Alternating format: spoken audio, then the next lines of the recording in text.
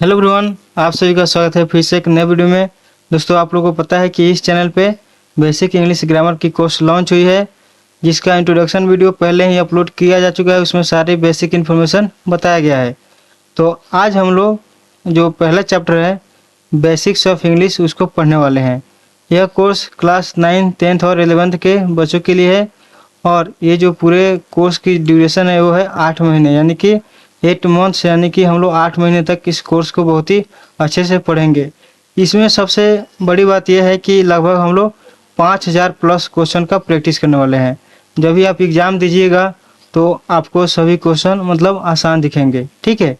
तो इस वीडियो से जुड़ जाइए, यानी कि इस कोर्स से जुड़ जाइए और सभी को आराम से पढ़ लीजिए। फिर जो आपका बेसिक कॉन्सेप्ट है ग्रामर की वो मजबूत हो जाएगी, ठीक है। तो चलिए हम लोग सबसे जो पहला चैप्टर है बेसिक्स ऑफ इंग्लिश उसको हम लोग पढ़ते हैं, ठीक है। देखिए, यहाँ पे मैं आप लोग को सबसे पहले बता दूं कि इंग्लिश आखिर है क्या। ओके, तो आपको मालूम होना चाहिए कि इंग्लिश एक लैंग्वेज है। क्या है? एक भाषा है। तो यहाँ पे दिया गया है, मैं आप लोग को बता दूं, English is an international language. English क्या है? तो इंग्लिश एक इंटरनेशनल लैंग्वेज है, यानी कि अंतर्राष्ट्रीय भाषा है। Spoken all over the world, यानी कि अंग्रेजी एक अंतर्राष्ट्रीय भाषा है जो पूरे विश्व में बोली जाती है। अंग्रेजी क्या है? तो अंग्रेजी अगर कोई पूछे इंग्लिश तो बोलिएगा एक लैंग्वेज है, एक भाषा है जो पूरे विश्व में, पूरी दुनिया में बोली जाती है। कोई पूछे कि अंग्रेजी में कुल टोटल कितने लेटर्स होते हैं, कितने अक्षर होते हैं, तो बोलिएगा 26, ठीक है। यह 26 अक्षरों पर आधारित है। नेक्स्ट कॉन्सेप्ट है लेटर्स, यानी कि लेटर्स आखिर हैं क्या। ओके, तो मैं आप लोग को बहुत ही अच्छे से यहाँ पे विस्तार में नॉलेज देता हूँ कि लेटर्स है क्या। Letters are the smallest unit of the English language. Letter क्या है? लेटर अंग्रेजी भाषा की सबसे छोटी इकाई है। लिखा गया है letters are the smallest unit of the English language use to form words, यानी कि इसका प्रयोग हम लोग क्या करते हैं? शब्दों बनाने के लिए प्रयोग करते हैं। इसका प्रयोग कहाँ किया जाता है? शब्दों को बनाने के लिए। यहाँ पे लिखा गया हिंदी में, अक्षर अंग्रेजी भाषा की सबसे छोटी इकाई है जिसका प्रयोग, यानी कि जिसका उपयोग शब्दों को बनाने के लिए किया जाता है। जी हाँ, देखिए मैं आप लोग को बहुत ही अच्छे से समझा दूं कि कोई भी भाषा होती है उसका जो सबसे छोटा भाग होता है ना, जो छोटा पार्ट, वो होता है अक्षर, यानी कि लेटर, यानी कि हिंदी में कर लीजिए वर्ड ने, जैसे कि आप लोग हिंदी में पढ़ते हैं। तो वैसा ही इंग्लिश है। कुल टोटल ये 26 लेटर पे आधारित है, यानी कि यही 26 लेटर से पूरी की पूरी ये भाषा बनाई गई है। ओके, समझ गए? तो अब देखिए यहाँ पे कुछ यहाँ पे इम्पोर्टेंट बात लिखा गया है, आप लोग इसे ध्यान से पढ़िएगा, ठीक है। लेटर्स का मतलब हिंदी में क्या निकलेगा? अक्षर। ओके, अंग्रेजी यानी कि इंग्लिश में कुल 26 अक्षर यानी कि लेटर्स होते हैं। कोई भी पूछे कितने लेटर्स होते हैं इंग्लिश में, तो 26 यानी कि 26। ओके, ये अक्षर मिलकर शब्द यानी कि वर्ड्स और फिर वाक्य बनाते हैं। देखिए सबसे पहले हम लोग वर्ड्स यानी कि शब्द बनाएंगे अक्षर से, और उसके बाद सेंटेंस। ओके, नेक्स्ट है बिना लेटर्स के कोई भी भाषा लिखी नहीं जा सकती। बिल्कुल सही, बिना जो लेटर्स है उसके कोई भी भाषा नहीं लिखी जा सकती है, क्योंकि जो इसका आधार है कोई भी भाषा की वह होती है लेटर, यानी कि अक्षर। उसके बाद है the 26 letter of the English alphabet are written in 2 ways. एक तो है कैपिटल और दूसरा है स्मॉल। ओके, तो देख लेते हैं। देखिए सबसे पहला है कैपिटल लेटर्स और दूसरा है स्मॉल्स। यहाँ पे लिखा गया है ABCDEFGHIJKLMNOPQRSTUVWXYZ। ये कैपिटल लेटर्स में है और ये सभी के सभी स्मॉल लेटर्स में है। तो आप देख लीजिए कि इंग्लिश में कितने लेटर्स होते हैं, तो 26। इनको कितने तरीके से लिखा जाता है? 2 तरीके से, एक तो बड़े अक्षरों में और दूसरा छोटे अक्षरों में। तो आप इन, जैसे कि देखिए यहाँ पे ए लिखा गया है तो ये बड़ा अक्षर हो गया। इसी का सेम टू सेम ए जो है ये क्या है? सेम है, यही ए है, ए भी। तो इसे छोटे में लिखा गया है, यहाँ पे बड़े। तो सभी के सभी सेम चीज़ यहाँ पे सेम है, बस हमें इनका लिखने का जो छोटा बड़ा अक्षर वही डिफरेंस है। ओके, तो समझ गए? तो चलिए नेक्स्ट समझते हैं कि इंग्लिश में कितने प्रकार के लेटर्स हैं। ओके, तो देखिए types of letters in English, यानी कि अंग्रेजी में कितने प्रकार के अक्षर होते हैं। तो यहाँ पे ध्यान से समझिएगा, बहुत ही अच्छा कॉन्सेप्ट है, आप लोग को एग्जाम में भी आता है। The 26 letters of the English alphabet are divided into 2 types. कहने का अर्थ यह है कि अंग्रेजी वर्णमाला के 26 यानी कि 26 अक्षर को दो प्रकारों में बांटा गया है। अगर बात करें कोई कि इंग्लिश लैंग्वेज को जो लेटर्स हैं उनको कितने तरीके से बांटा गया है, तो दो। ठीक है, कितने प्रकार के दो हैं तो बोलिएगा दो। तो सबसे पहला है वोवेल्स। क्या है? सबसे पहला है वोवेल्स यानी कि स्वर, और दूसरा है कॉन्सोनेंट्स यानी कि व्यंजन। बात कर लेते हैं स्वरों की कितनी संख्या है, तो टोटल 5। अगर कोई बोलेगा कि स्वर यानी कि इंग्लिश में वोवेल्स कितने प्रकार के होते हैं, कितने हैं, तो बोलिएगा 5। कितना है? 5 यानी कि 5। कौन कौन से हैं? ए, ई, आई, ओ, यू। यहाँ पे बड़े में लिखा गया है, यहाँ पे इसी चीज को छोटे में लिखा गया है। आप लोग समझ गए? तो बोलिएगा कि इंग्लिश में 5 प्रकार के यानी कि 5 टोटल स्वर हैं यानी कि वोवेल्स हैं, जो है ए, ई, आई, ओ, यू। ठीक है। और देखिए जो नेक्स्ट है कॉन्सोनेंट्स यानी कि व्यंजन, वो कितने हैं, तो वो है 21 यानी कि 21। जो देखिए 26 में से 5 निकल गया तो 21 बचेगा, वो है बी, सी, डी, एफ, डैश, जेड। यानी कि इन सभी को छोड़कर जो बच जाएगा वो आपके यहाँ पे कॉन्सोनेंट्स कर लाएंगे। तो समझ गए इंग्लिश के जो लेटर्स हैं उनके कितने तरीके से लिखा जाता है। अगर लिखावट के आधार पर तो दो, एक कैपिटल एक स्मॉल। और कितने प्रकार के होते हैं, तो वोवेल्स एंड कॉन्सोनेंट यानी कि 2 प्रकार के। समझ गए बिल्कुल अच्छे से। तो चलिए अब हम लोग देखते हैं कि अल्फाबेट यानी कि वर्णमाला क्या है। देखिए यहाँ पे डिफिनीशन इसका पढ़ते हैं। The alphabet is a set of letters या symbols arrange in a fix order. बहुत ही अच्छी लाइन है। उसके आगे है use to represent the basic sound of a language and to form words. कहने का अर्थ यह है कि अल्फाबेट वह अक्षरों का समूह है जो किसी भाषा के मूल ध्वनियों को दर्शाता है। अल्फाबेट क्या है? सिंपल आपसे अगर कोई पूछता है कि हिंदी में वर्णमाला क्या है, तो यही बोलते हैं कि जो वर्णमाला है वह अक्षरों का एक समूह होता है। तो यहाँ पे वही चीज लिखा गया है, अल्फाबेट यानी कि वर्णमाला वह अक्षरों का समूह है जो किसी भाषा के मूल ध्वनियों को दर्शाता है। ठीक है। और यहाँ पे लिखा गया है और शब्द बनाने में प्रयोग होता है। बिल्कुल सही बात है। देखते हैं कि यहाँ पे अल्फाबेट है उसमें कितने लेटर्स होते हैं इंग्लिश अल्फाबेट में, तो बोलिएगा, कोई भी पूछेगा तो बोलिएगा 26। कितने? 26। अब देखिए यहाँ पे लिखा गया है ये कैपिटल में और ये स्मॉल में। अब बात कर लेते हैं वर्ड यानी कि शब्द की। A word is a set of letters. A word is a set of letters that have a meaning and are used in language. यानी कि शब्द वह अक्षरों का समूह है। शब्द वह अक्षरों का समूह है जिसका कोई अर्थ होता है, जिसका कोई अर्थ होता है और जो भाषा में उपयोग होता है। देखिए यहाँ पे आप लोग ध्यान से समझिएगा, इस कंसेप्ट को बहुत ही इम्पोर्टेंट है। ठीक है। जैसे कि हम कोई लेटर्स ले लें, जैसे 3 लेटर ले लिए CAT कैट। अब हम मान लीजिए 2 3 4 व्यक्ति खड़े हैं कहीं पे भी, अगर मैं बोलता हूँ कि कैट, तो क्या इस शब्द को समझेंगे कि नहीं? बिल्कुल समझेंगे कि यहाँ पे यह बिल्ली की बात हो रही है, यानी कैट मीन्स बिल्ली। वहीं पे बोला जाएगा डॉग, तो बिल्कुल वो समझ जाएंगे कुत्ता के बारे में बात हो रहा है। बॉय बोलेंगे तो लड़का के, और बुक बोलेंगे तो किताब के। तो कोई भी वर्ड यानी कि लेटर का जो एक ऑर्डर होता है, लेटर को जब हम रखते हैं उससे कोई मीनिंग निकल जाता है ना, तो वो सभी शब्द कहलाएंगे। जैसे कि हम यहाँ पे CAT 3 लेटर को लिए हैं, ठीक है ना, 3 लेटर्स को, और इनसे कोई मीनिंग निकल गया जैसे कि बिल्ली। ठीक है, तो ये क्या कहलाएंगे? ये सब शब्द कहलाएंगे। अब जैसे यहाँ पे कोई चीज़ अगर हम रखते हैं, जैसे कि यहाँ पे एग्जाम्पल समझ लिए, जैसे कि T रख दिए, C रख दिए, A रख दिए, ये अलग अलग रखे हैं TAC, तो टैग का कोई मीनिंग होता है? नहीं, तो ये वर्ड नहीं है। ठीक है। उसी तरह DGO कोई है वर्ड? नहीं है। OYB कोई मतलब निकला? नहीं। तो जब हम लेटर को एक अरेंज में रखते हैं और उनसे कोई मतलब निकल जाए तो वो शब्द शब्द कहलाएंगे, और अगर मतलब नहीं निकला तो वो क्या है? शब्द नहीं है। अब हम लोग समझते हैं सेंटेंस के बारे में, यानी कि ये सेंटेंस है क्या, यानी कि वाक्य है क्या। A sentence is a group of words. A sentence is a group of words arranged in a specific order that makes complete sense. शब्दों का वह सार्थक समूह जो एक निश्चित क्रम में व्यवस्थित हो और जिसे पूर्ण अर्थ यानी कि कंप्लीट सेंस प्रकट होता है, उसे वाक्य कहते हैं। देखिए दोस्तों, बहुत ही सिंपल बात है। यहाँ पे देखिए, कोई भी जो वर्ड होता है जिससे मीनिंग निकलता है, जब हम उसको एक साथ रखते हैं, एक साथ, जैसे कि एग्जाम्पल यहाँ पे दिया गया है, मैं आप लोगों को बता देता हूँ। यहाँ पे देखिए, एक साथ किसी भी वर्ड को जो मीनिंग निकलता है उसको रखते हैं 2 3 4। ठीक है, किसी को भी, चाहे एक को ही रख लीजिए।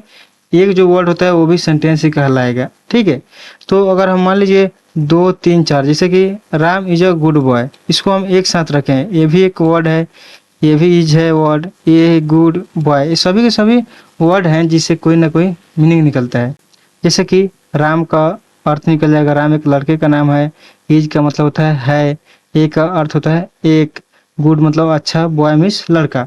तो ये सभी के सभी जो वर्ड हैं इनसे कोई ना कोई मतलब निकल रहा है। ठीक है, ये जो भी वर्ड दिए गए हैं जिनसे कोई ना कोई मीनिंग निकला है उसको एक अरेंज में रखा गया है, एक ऑर्डर में रखा गया है, और ऑर्डर में रखने से उनसे भी कोई अब एक मीनिंग निकल रहा है, यानी कि कोई अर्थ निकल जा रहा है। तो इसे सिंपली हम बोल देंगे कि ये सेंटेंस है। जैसे कि Ram is a good boy, तो Ram is a good boy का अर्थ निकल गया राम एक अच्छा लड़का है। उसी तरह Ram and Mohan are students, Ram और मोहन विद्यार्थी है। Sita is a good girl, Sita एक अच्छी लड़की है। Mohan is a good singer, Mohan एक अच्छा गायक है। तो देखिए जब भी हम वर्ड को एक अरेंज में रखते हैं, एक ऑर्डर में रखते हैं, अरेंज करके ऑर्डर में रखते हैं, उनसे कोई मीनिंग यानी कि अर्थ निकल जाए तो वो कहलाएंगे सेंटेंस। ठीक है, अब देखिए ये सभी के सभी सेंटेंस है, ये सभी के सभी वाक्य है क्योंकि इनसे कोई मीनिंग निकला है। अब मैं आप लोगों को बता देता हूँ कि कौन सा सेंटेंस नहीं है। जैसे कि अगर हम मान लीजिए इसको रखेंगे, हाँ, और एक और इम्पोर्टेंट यहाँ पे बात समझ लीजिए, every sentence starts with a capital letter, यानी हर वाक्य की शुरुआत बड़े अक्षर से होती है। यानी कि कोई भी वाक्य ले लीजिए, उसका जो शुरुआत होगा वो कैपिटल लेटर से ही होगा, नहीं बड़े अक्षर से ही होगा। जैसे यहाँ पे देख लीजिए इन चारों सेंटेंस का जो पहला लेटर है वो कैपिटल है। ओके, अब देखिए सबसे पहले अगर मैं बोल दूं कि बताइए ये सेंटेंस है कि नहीं, तो सबसे पहले आप लोग को ये देखना है, ये देखना है कि जो भी यहाँ पे वर्ड है पहला जो लेटर है वो बड़ा है कि नहीं। सबसे पहला देखिए यहाँ पे ये बड़ा नहीं है, तो सबसे पहले ये तो गलत हो गया। अब बोलिएगा सर इसमें तो बड़ा है, तो नहीं, यह बड़ा है फिर भी ये सेंटेंस नहीं है, क्योंकि रूल को फॉलो भी होना चाहिए, और भी रूल है जो इसको फॉलो करना चाहिए। जैसे कि ये सेंटेंस क्यों नहीं है, तो is a good boy Ram, यहाँ कोई अर्थ निकला नहीं, निकला, तो ये सेंटेंस नहीं है। ठीक है, is a good boy Ram. अब देखिए यहाँ पे अगर हम रख देते हैं दूसरे को, Mohan are students Ram and, तो बताइए इस वर्ड को जब ऑर्डर में रखा गया है तो इनसे कोई मतलब निकल रहा है नहीं, तो ये गलत है। Sita girl is a good, कोई मतलब नहीं, तो ये गलत है। और गुड सिंगर मोहन इज, बताइए ये कोई सेंटेंस निकला है इन सभी से नहीं, तो ये सभी के सभी वर्ड नहीं है। अब देखिए सेंटेंस का एक और खास बात होता है कि जो सेंटेंस का जो लास्ट होता है ना, तो जो कोई भी एक स्टेटमेंट हो जाता है तो उसके अंतिम में एक पंचुएशन रूल यानी कि विराम चिन्ह होता है। जैसे कि ये बात खत्म हो गया, Ram is a good boy, एक स्टेटमेंट हो गया, कंप्लीट हो गया बात, तो उसके बाद में एक फुल स्टॉप यहाँ पे डॉट जैसे यानी कि बिंदु जैसा लगा दिया, जिसे बोलते हैं फुल स्टॉप, यानी कि ये पूर्ण विराम है। ठीक है, ये फुल स्टॉप है। ये जब साधारण वाक्य कहते हैं तो ये हम यहाँ पे स्टॉप लगा देते हैं, फुल स्टॉप, ताकि आगे वाला समझ जाए कि ये बात कंप्लीट हो गया, इससे कोई मतलब निकल गया। तो सबसे पहले कैपिटल लेटर चेक कीजिएगा और लास्ट में चेक कीजिएगा कि यहाँ पे फुल स्टॉप है कि नहीं, या फिर और भी कोई भी यहाँ पे जो पंचुएशन मार्क होते हैं वो लगे होते हैं। तो आप लोग समझ गए। जैसे कि अब हम लोग पढ़ते हैं पंचुएशन रूल के बारे में, यानी कि विराम चिन्ह के बारे में। तो विराम चिन्ह क्या होता है, अंग्रेजी वाक्य के अंत में हमेशा ये 3 प्रकार के चिन्ह लगे रहते हैं। कितने प्रकार के चिन्ह, तो 3 प्रकार के चिन्ह लगे रहते हैं। सबसे पहला है फुल स्टॉप साधारण वाक्यों के लिए, दूसरा है क्वेश्चन मार्क सवाल पूछने के लिए, और तीसरा एक्सप्लेनेशन मार्क। अब आइए इनको हम लोग देखते हैं शब्द में। यहाँ पे दिया गया है आई एम अ टीचर, तो ये क्या है, साधारण वाक्य है। तो यहाँ पे हम ये जो हमारा कंप्लीट वाक्य हो जाएगा, तो एक हम लगा देंगे यहाँ पे फुल स्टॉप डॉट का मतलब चिन्ह, तो ये हो जाएगा, और हिंदी में ऐसे लिखा जाता है, तो ये हो जाएगा फुल स्टॉप। ठीक है, ये पहला कंप्लीट।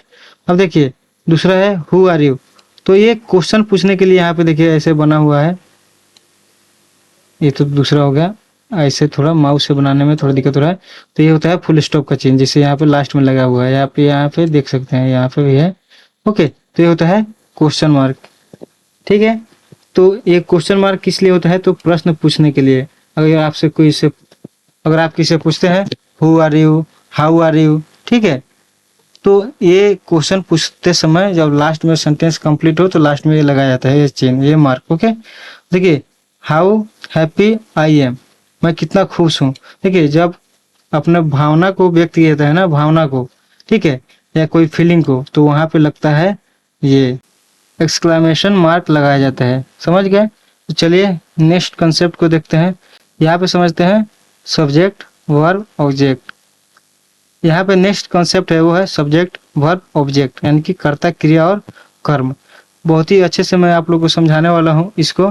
देखिए सब्जेक्ट वर्ब ऑब्जेक्ट आप लोग बहुत ही आसान तरीके से समझ लीजिए, ठीक है, एक कहानी के माध्यम से। यहाँ पे देखिए, या फिर एक एग्जाम्पल के माध्यम से समझ लीजिए। यहाँ पे एक सेंटेंस लिखा गया है, राम इट्स अ मैंगो। ये क्या है? इंडिफिनिट में है, यानी कि टेंस पढ़ेंगे आप लोगों को पता है, प्रेजेंट इंडिफिनिट में है, राम आम खाता है, ठीक है। तो यहाँ पे देखिए कोई एक सेंटेंस लीजिए और उसमें ये देखिए कि सबसे पहले उसमें व्यक्ति जो है वो क्या काम कर रहा है। तो जैसे इस सेंटेंस को देखें तो राम इट्स अ मैंगो, इसमें जो व्यक्ति है, यह इट्स का मतलब होता है खाने का। क्या काम होता है इसका मतलब? इसका मतलब होता है खाने का। इट्स का मतलब होता है खाना, किसी चीज को खाना।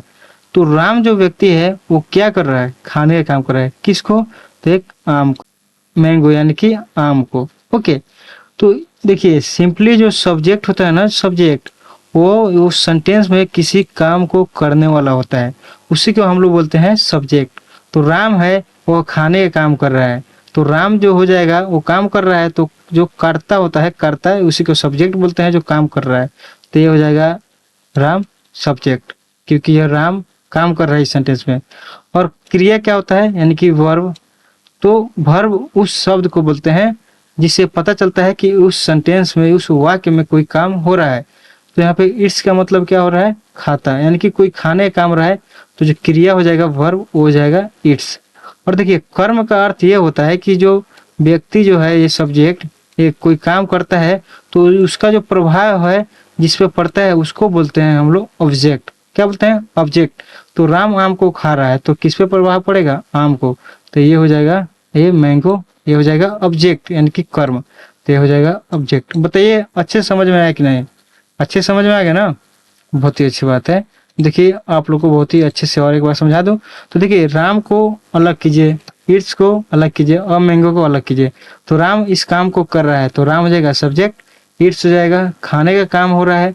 तो ऐसा ये शब्द है जैसे कि लग रहा है कोई काम हो रहा है, तो इट्स मतलब खाने का काम हो रहा है, तो ये हो जाएगा वर्ब यानी कि क्रिया, और सब्जेक्ट कर्ता, और अ मैंगो इस पे प्रभाव पड़ रहा है, ये हो जाएगा object.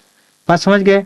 Mohan goes to market. तो मोहन है जो इस व्यक्ति, वो क्या कर रहा है? जाने का काम कर रहा है। गोज मतलब होता है जाता है, जाना, ठीक है। और टू मार्केट यानी कहाँ को जाता है? मार्केट यानी कि बाजार को जाता है।